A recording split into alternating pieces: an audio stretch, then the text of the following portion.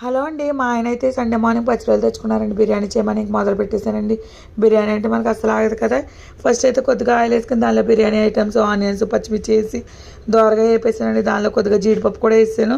ఎందుకంటే జీడిపప్పు వేసుకుంటే చాలా టేస్టీగా ఉంటుందని. దానిలో కొద్దిగా అల్లం వెల్లుల్లి పేస్ట్ వేసి అది కూడా బాగా దగ్గరకు వచ్చేలాగా వేపేసానండి. పచ్చివాసన పోయేలాగానే. ఈలోపు మనం ఆవిరి పెట్టుకున్న రొయ్యలు ఉన్నాయి కదండి, అవి కూడా వేసాను. ఈ మొత్తం కలిసి శుభ్రంగా వేగేలాగా వేపేసుకున్నానండి.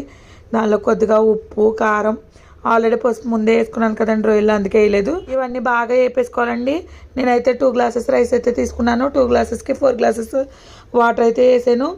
ఇదంతా బాగా కలిసేలాగా తిప్పేసుకోవాలండి. ఇలా బాగా తిప్పేసుకుని దానిలో కొద్దిగా ధనియాల పౌడర్, బిర్యానీ పౌడర్ కూడా వేసుకుని బాగా కలిపేసుకోవాలి. దీనిలో నేను కొద్దిగా నెయ్యి కూడా వేసుకున్నాను. పిల్లలు తింటారు కదా అని దానిలో కొద్దిగా కొత్తిమీర కూడా వేసి బాగా కలిపేసి మూత పెట్టేసానండి. చూడండి, చుట్టాకే ఎంత లుక్ వచ్చేసిందో, అండ్ టేస్ట్ కూడా చాలా బాగుందండి. నా వీడియో నచ్చితే మాత్రం లైక్